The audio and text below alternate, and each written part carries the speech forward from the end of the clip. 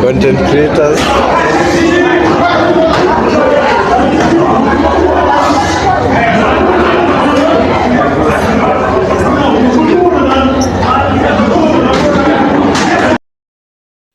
Welcome, ladies and gentlemen. Thank you so much for your great support always.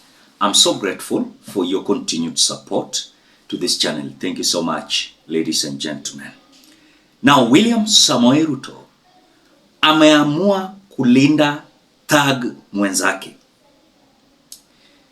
Remember, last week, we declared to occupy the Jesus Winners Ministry pale ROYSAMBU.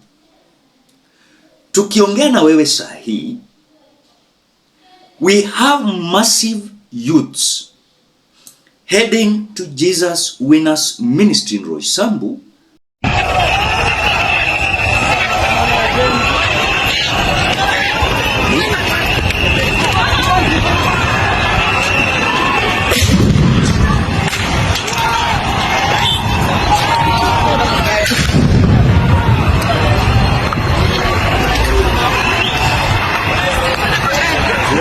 Relax.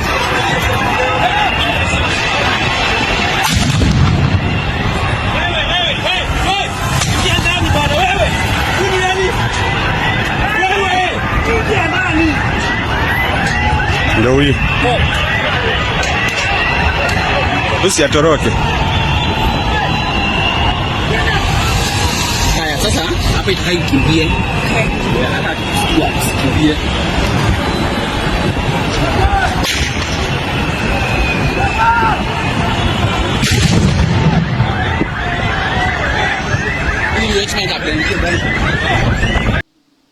But wacha nikwambie, ile security William Ruto ameweka pale kulinda mwizi mwenzake pale ROYSAMBU, it is something that we must ask ourselves. Is this country belonging to thieves who are trying to protect themselves? Because we do understand very well, despite of William Ruto saying that the money he donated came from his pocket, these politicians, they are fooling us. Now, ukiangalia vile vijana wanashikwa pale nje ya Jesus Winners Ministry na kuingizwa kwa kanisa na kupigwa.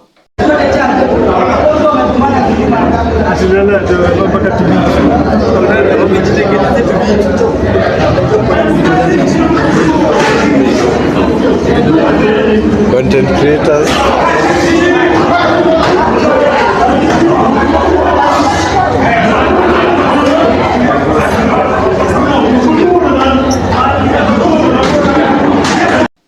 In other words, Jesus Winners Ministry is no longer a church. It is a place where goons have been deployed to deal with the Gen Zs who are declaring to have answers. Where William Ruto got this 20 million Kenya shillings he donated to Jesus Winners Ministry. I want to tell you and I want to display a video here. This Pastor Mwai is among those individuals who are in UDA. He campaigned for William Ruto 2022. And when you look at even the videos that came from ROYSAMBU, Jesus Winners Ministry, you can see the pictures and the postures of William Ruto being displayed, of course, on a big screen.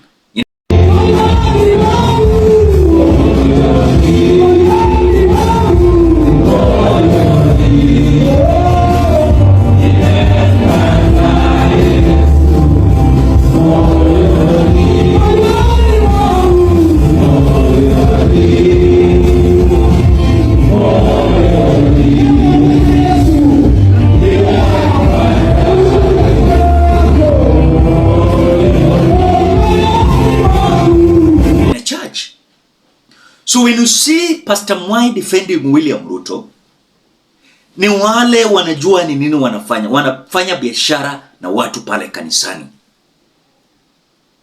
I remember very well the book of Matthew, I think 21 verse 12 to 13 says very well how Jesus Christ went to a temple and he found people doing business pale hekaluni. Akaamua kuchapa watu, hapa ni mahali pa kuabudu Mungu. But when you look at how nowadays our churches in Kenya is behaving, it's as if they are doing business. They are no longer worshiping God. I might not judge which church serves God and which church does not serve God. I want to give you just a simple thing. Do you know that Muslims, they usually don't worship these politicians? Do you know that? And if I'm wrong, please, you can substantiate your argument. I've never seen mosques worshiping these politicians. But we as Christians, we are being carried like fools in these churches. We are like slaves. We are like cowards, not understanding what we go for the church. Of course, ni nini tunaenda kufanya kanisani? You know? But for us, we usually worship and praise these politicians. Ladies and gentlemen, before we continue, as we always do, ensure you like the video. When you like the video, you automatically support the work that I'm doing in this channel. Because sometimes you watch and you forget liking the video. So this is just a reminder. As you watch, ensure you like the video. Thank you so much for that like. Now, I want to say, those pastors, bishops who are watching this channel, I want to tell you the wrath that God is going to deploy on you if you are continuing to do business in these churches. You will not believe your two eyes. It is just simple. You are anointed. We respect these pastors and bishops. And sometimes I usually don't want to judge the church. In fact, in terms of religion, I usually don't want to talk about it because it's something that is broad. But again, we will not accept someone like, for example, Pastor Edward Mwai, the pastor of Jesus Winners Ministry, pale ROYSAMBU. And if you are one of his congregants, I want to tell you that man is doing business. And mark this, how many times he has raised fundraising to build the church.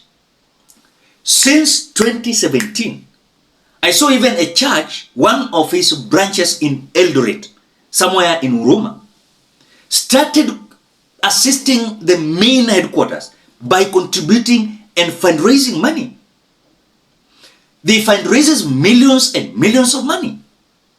And this same pastor, with his colleagues, they usually have this money, the church money, and they go invest.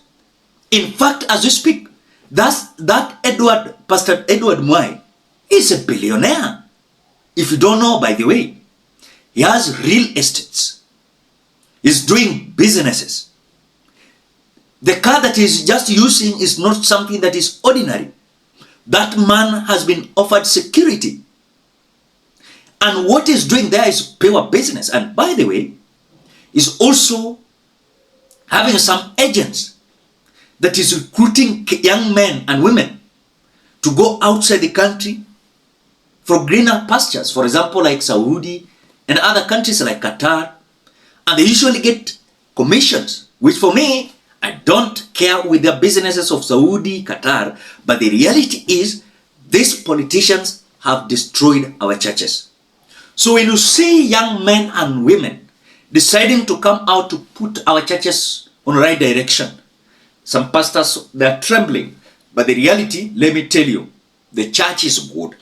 About 99% of them, they are good. It is just 1% of the church that does not want to understand that these politicians want to exploit them.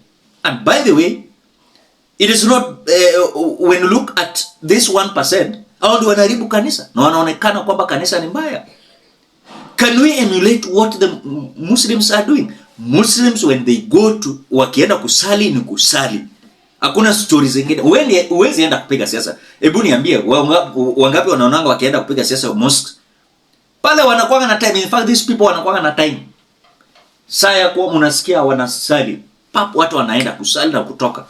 Hakuna mtu kukaa hapo kusikiza asijui hii and hii. So let William Ruto continue protecting the Jesus Winners Ministry. But we are still ready to occupy and reoccupy and reoccupy. Na tension yenye tunataka kuweka kwa hiyo kanisa hawatajua hajui.